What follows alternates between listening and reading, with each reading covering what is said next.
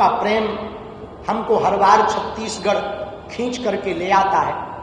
यही वो भूमि है जहां से हमने पूरे भारत को बदलने का और हिंदुओं को संगठित करने का प्रण और संकल्प लिया था कि भारत तुम मेरा साथ दो, हम तुम्हें हिंदू राष्ट्र देंगे।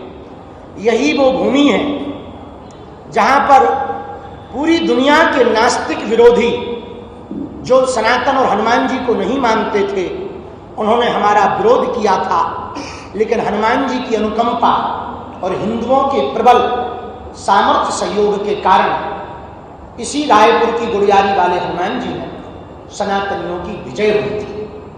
ये विजय की भूमि है, ये मातृभक्ति की भूमि है, छत्तीसगढ़ प्रेम की भूमि है, छत्तीसगढ़ हिंदुत्व की भूमि है, छत्तीसगढ़ राम की भूमि है, छत्तीसगढ़ श्री नारायण की भूमि है, छत्तीसगढ़ संतों की भूमि है और छत्तीसगढ़ आनंद की भूमि है। अब धीरे धीरे छत्तीसगढ़ की दिशा और दशा बदल रही, हिंदुत्व के विचार प्रसार के कारण धर्मांतरण पर लगाम लग रही है और आने वाले दिनों में छत्तीसगढ़ हो सकता, भगवान ने चाहा तो पहला ऐसा राज्य हो जहां धर्मांतरण के खिलाफ गांव गांव में आवाज उठेगी और धर्मांतरण बंद होगा। पूरे भारत में छत्तीसगढ़ के लिए जो सबसे बड़ा दाग था छत्तीसगढ़ का नक्सलाइट, वह बेदाग होने जा रहा। इसके लिए बहुत बहुत शुभकामनाएं संपूर्ण छत्तीसगढ़ को।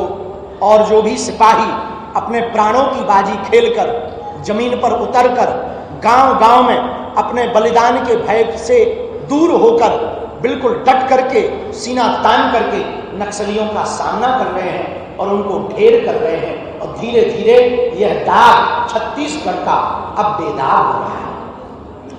पूर्व की घोषणा अनुसार हम आपको बता दें, साल 2025 में 7 नवंबर से 16 नवंबर तक हम दिल्ली से वृंदावन तक पदयात्रा कर रहे हैं। उसी का निमंत्रण लेकर के हम छत्तीसगढ़ आए हुए हैं और हमने चूंकि पूर्व की कथा में वचन दिया था, उस वचन पर हम अभी भी डटे हुए हैं। जल्दी ही छत्तीसगढ़ में पदयात्रा करेंगे। बाकी शेष जो भी पत्रकार बंधुओं के अंदर प्रश्न कौतुक कर रहा हो, खुजली कर रहा हो, पूछ सकते हो। हम आपको जो भी हमारी सामर्थ्यता देनी होगी उत्तर देंगे।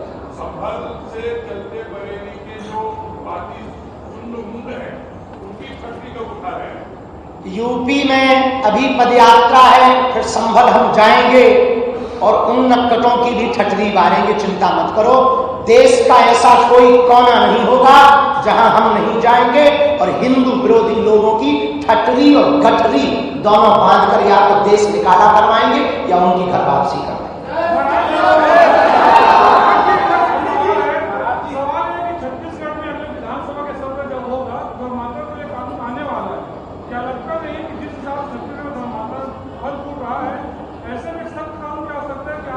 फांसी की सजा सरकार को देने का प्रावधान करना चाहिए। संविधान अनुसार किसी को भी बलात् रूप से लोभ लालच के रूप दे करके धर्मांतरण करवाने का कोई अधिकार नहीं है। स्वेच्छानुसार कोई कर ले तो वो अपने प्रेम की बात है। बलात् रूप से षड्यंत्र करके, पाखंड दिखाकर, अंधविश्वास फैलाकर धर्मांतरण करवाना पाप है, महापाप है।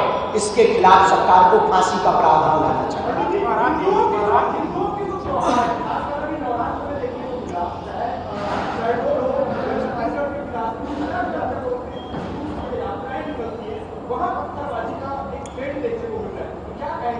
पूरे भारत में हिंदुओं को डराने धमकाने का प्रोपोगंडा विदेशी ताकतों के द्वारा पोषित करके चलाया जा रहा। चाहे वो बिलासपुर में शिवलिंग के ऊपर किया गया कुकृत्य हो, उसमें एक पकड़ा भी गया है, शायद इस्लाम धर्म का कोई व्यक्ति, मजहब का व्यक्ति था, वो पकड़ा गया है। ये सबसे बड़ा प्रायोजित तरीके से हिंदुओं को डराने का षड्यंत्र है। होली पर पत्थरबाजी, दुर्गा मूर्ति पर पत्थरबाजी, राम जुलूस पर पत्थरबाजी, ये इनका सबसे बड़ा ट्रेंड हो गया। इसी के लिए तो हम हिंदुओं के डर को मिटाने के लिए पूरे देश भर में पदयात्राएं कर रहे हैं और हिंदुओं को जगा रहे हैं कि हिंदुओं अब तुम माला और भाला अपने साथ रखो।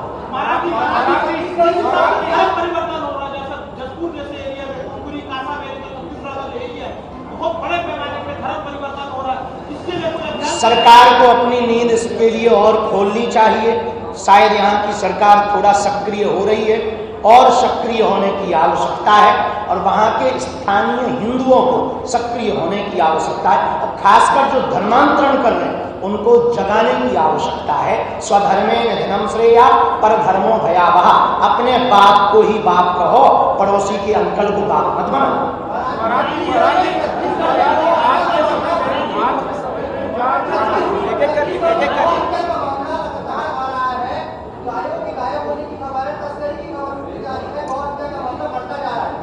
इस देश में एक सबसे बड़ा दुर्भाग्य है गाय माता के लिए। इस देश में गौ रक्षक तो बहुत है, गौ सेवक कम है। गौ रक्षक के साथ गौ सेवकों की यदि संख्या बढ़ जाए तो सड़कों से गाय माता आवासों में पहुंच जाए और गौ माता सुरक्षित हो जाए।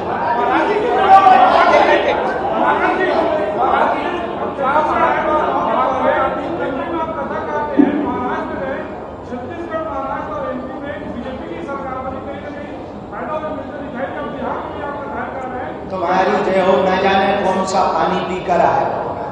हम युगांडा भी गए, वहां तो चुनाव नहीं थे। हम लंदन भी गए, वहां तो चुनाव नहीं थे। हम ऑस्ट्रेलिया भी गए। अब आरोप तो तुम पे भी लगाए जाते हैं कि आप दलाल पत्रकार, तो क्या करोगे? आरोप तो किसी पर भी कोई कह देता है आप गोदी नहीं दिया, किसी पर कुछ भी आरोप, क्योंकि मुंह में कंट्रोल नहीं है। तो हम आरोपों में यही कहेंगे हम किसी एक पार्टी के नहीं हैं, हम हिंदुओं के हैं। हम किसी एक पार्टी के न पोषक हैं, न किसी पार्टी के पक्षधर हैं, न विपक्ष में। जो हिंदुओं का है हम उसके हैं और उसके रहेंगे, चाहे वो कांग्रेसी हो, चाहे वो सपाई हो या भाजपाई हो। हमें न सपा से मतलब है, न बसपा से मतलब है, न कांग्रेस से मतलब है, न भाजपा से मतलब है। हमें हिंदू हिंदू और हिंदुस्तान से।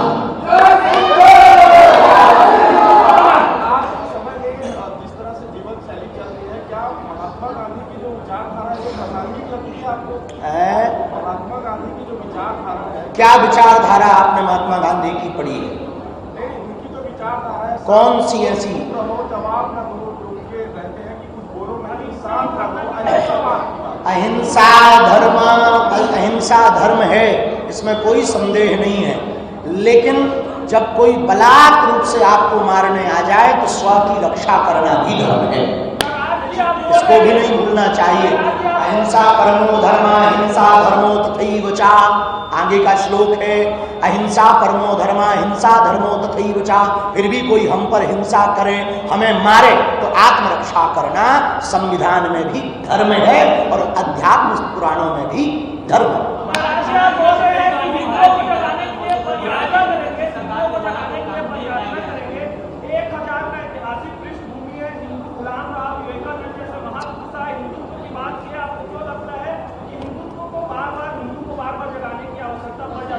क्योंकि हिंदुओं को गुलाम रहने की बहुत आदत रही है, खासकर भारत को, चाहे वो डच हो, बाबर हो, पुर्तगाली हो, अंग्रेज हो, ब्रिटिश हो, जो जो भारत पर आए सब ने गुलाम बनाया।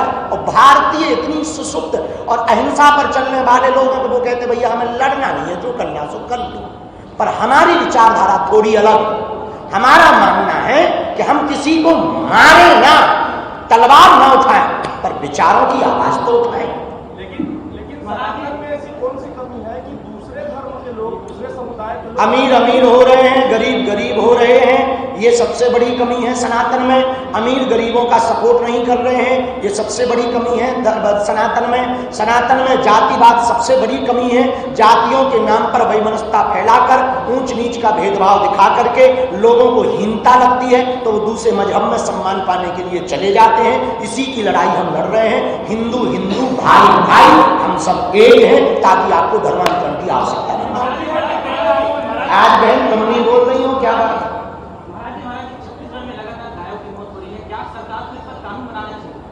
जी देखो, कानून से हमको ज्यादा पता नहीं कि क्या बदलाव होगा, क्योंकि महाराष्ट्र में भी राज्य माता बनाया गया, बल्कि छत्तीसगढ़ सरकार को अब हम सुझाव दे सकते हैं, आज्ञा नहीं दे सकते हैं, क्योंकि हम शासक नहीं हैं। गुरु आदेश नहीं देता, गुरु तो उपदेश देता है। तो हमारा उपदेश ये है छत्तीसगढ़ सरकार को, यदि हर तहसील स्तर पर गो अभ्यारण्य 5-5 हजार गौ माता का बना दिया जाए, ये समस्या ही निपट जाएगी। हमारे पास समाधान है। 5000 गौ माता का एक गो अभ्यारण्य प्रत्येक तहसील स्तर पर हो तो एक जिले में कितनी सड़कों पर गाय होगी? 20,000 ही होगी ना। 20,000 से ज्यादा तो होगी नहीं। लोग 4 तहसीलों में 20,000 गाय माता गो अभ्यारण्य में चली जाएंगी, सड़कों से गाय माता दूर हो जाएंगी, गाय माता सुरक्षित भी हो जाएंगी और वो गोचर भूमि भी सुरक्षित हो जाएगी।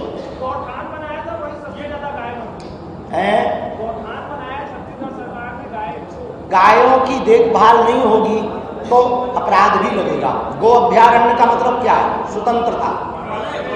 एक छोटा सा गो अभ्यारण्य का जंगल हो और वहाँ जल की व्यवस्था हो, पूरी की बाउंड्री वॉल हो, पूरी गायें स्वतंत्र हो, ताकि किसी भी प्रकार से उनको परतंत्रता न लगे और उनका शरीर स्वस्थ हो।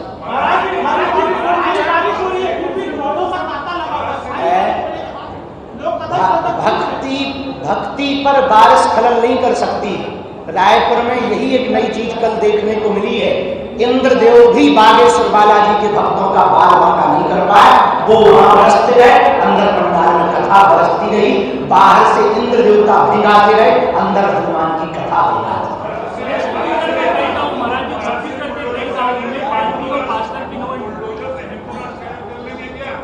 देखिए, बुलडोजर से हिंदू राष्ट्र कायम नहीं किया जा सकता है, लेकिन विचार परिवर्तन से हिंदू राष्ट्र किया जा सकता। परंतु सठे साक्षम समाचरे, तो हमारा घर तोड़ोगे तो तुम्हारा भी कानून के द्वारा फूटना चाहिए।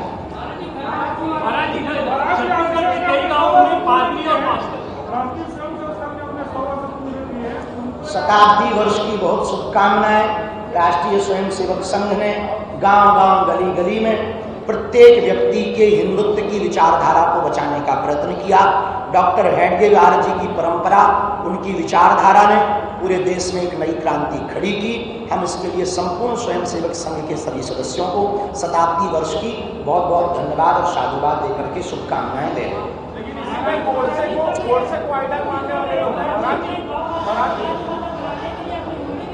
गाय माता को हमने बोल दिया, बहुत अच्छी बात बोल दी है, उसको लागू करो। थोड़ा बहन जोर से, हमारा अभी खुद का बन जाए। अभी हम सीमेंट खरीद करके बिके जा रहे हैं। एक ही जगह बन जाए, पहले बागेश्वर धाम पर वो चल जाए, उसके बाद में हम लंबी लंबी घोषणाएं करेंगे। और हमें लगता है कि ये सबको करना चाहिए। हम अस्पताल धाम का बनाकर चला लेंगे, तो फिर इसके बाद में हम आपको बताएंगे कि छत्तीसगढ़ में खुलेगा नहीं।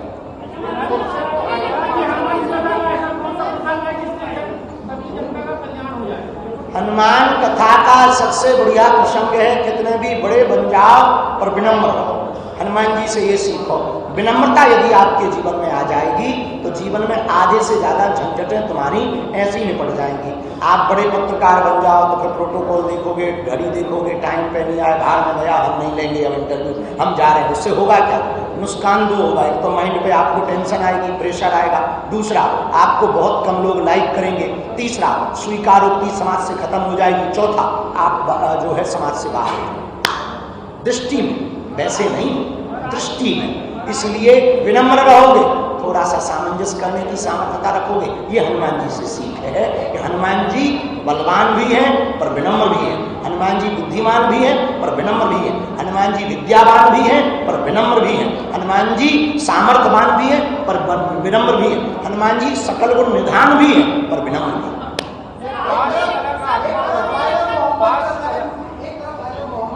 हाँ, वो कोई बुराई नहीं। आई लव मोहम्मद में, आई लव महादेव में भी बुराई नहीं होनी चाहिए। पर यदि आप सरतन से जुदा का नारा दोगे तो न कानून छोड़ेगा, न इस देश के हिंदू छोड़ेंगे।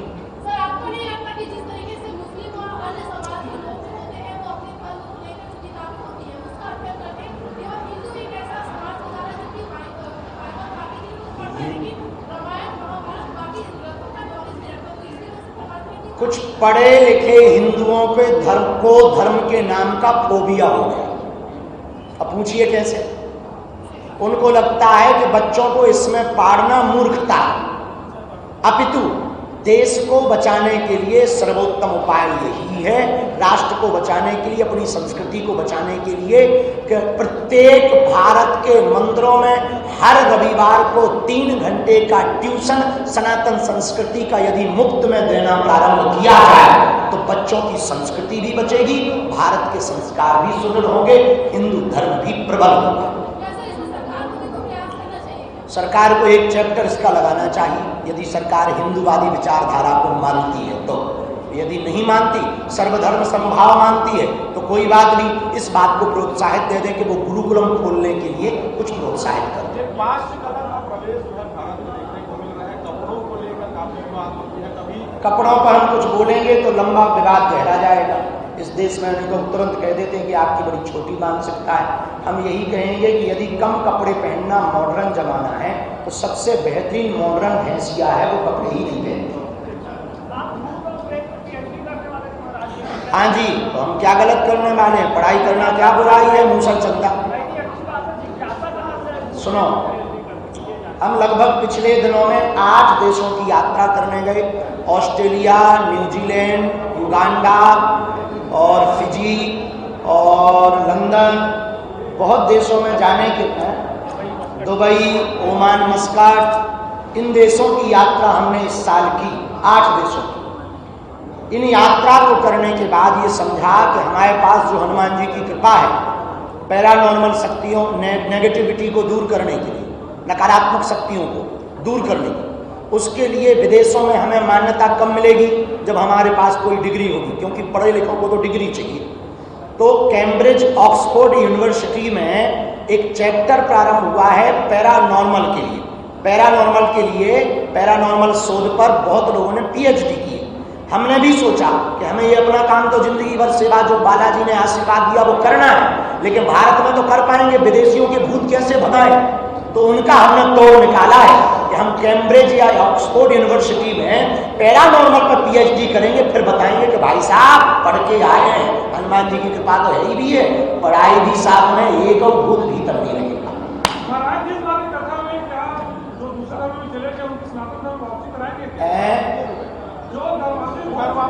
जो धर्मांतरित हो गए हैं, घर वापसी यदि करना चाहें, खुला मंच है बागेश्वर धाम का, यहाँ रायपुर छत्तीसगढ़ में 5 तारीख है, आज से 8 तारीख के बीच में आवे, और हमारा प्रयत्न है कि इस कथा में भी घर वापसी हो, चूंकि 2023 में यहाँ पर की थी। ये छत्तीसगढ़ के कई गांवों में पादरी और पास्टर के नो एंट्री का 7 नवंबर से 16 नवंबर।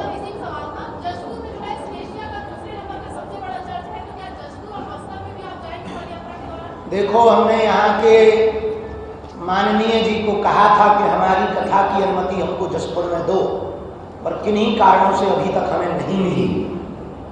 यदि मिलती है तो हम पूर्ण स्वैच्छिक रूप से जसपुर में कथा करने की बहुत प्रबल भावना रखते हैं। यदि कथा नहीं होगी तो जब भी हमको अनुमति मिलेगी, चूंकि हमारे सिद्धांत में हमारे पूर्वजों ने कानून को, संविधान को स्वीकार किया है, तो हम कभी भी कानून हाथ में नहीं लेते।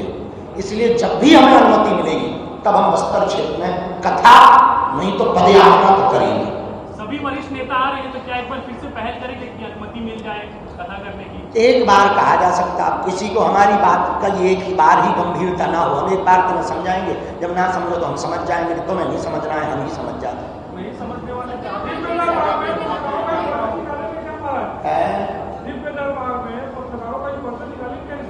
आप जरूर आना। हमने कभी भी किसी के लिए मना नहीं किया, हमारे लिए कोई कैटेगरी नहीं है। हमारे लिए पत्रकार भी उसी भाव दृष्टि से हैं जैसे बागेश्वर पंडाल में, कथा पंडाल में बैठे हुए लोग हैं। ना कोई बड़ा है ना छोटा, ना तार्किक ना बौद्धिक। हम जब विदेशों में पर्चा खोलते हैं, जब विदेशों में अर्जी लगाते हैं, आपने पढ़ा नहीं, युगांडा के प्रधानमंत्री ने भी अर्जी लगाई, तो ये युगांडा की प्राइम, अब उन्हें हिंदी नहीं आती, हमें अंग्रेजी नहीं आती, लेकिन अपन अर्जी ठोक के आ गए। तो आप कौन से जो है अफ्रीका के हो, भारत के हो, कोई बुराई नहीं, पत्रकार में कोई बुराई नहीं। हम बिल्कुल पर्चा खोलेंगे यदि हमको प्रेरणा हनुमान जी की लगेगी, लगती है हमें। देखो, हम अपने मन से नहीं कह पाते, हमें जो प्रेरणा लगती है उस आधार पर यदि जरूरत रही और गुरु कृपा हुई तो एक चीज हम करना चाह रहे, जो पिछले वर्ष में शुरू में किया था, 2 दिन का दरबार लगाया था, और यदि गुरु आज्ञा लगेगी तो हम यहाँ 2 दिन का दरबार करेंगे। धन्यवाद। छत्तीसगढ़ वालों 7 नवंबर से 16 नवंबर तक तैयारी करो। प्रतिदिन शाम 3 बजे से 5 बजे तक गुड़ियाली वाले हनुमान जी में कथा के लिए आप सबको हमारा निमंत्रण है। कल का दिव्य दरबार दोपहर 12 बजे से 2 बजे तक लगाया जाएगा और कल की कथा 3:30 बजे से 6 बजे तक की जाएगी। कल 6 तारीख है। 12 बजे से 2 बजे तक दिव्य दरबार में पहुंचना ना भूलें। गुड़ियाली हनुमान राय। और चेला हो गई खुजली।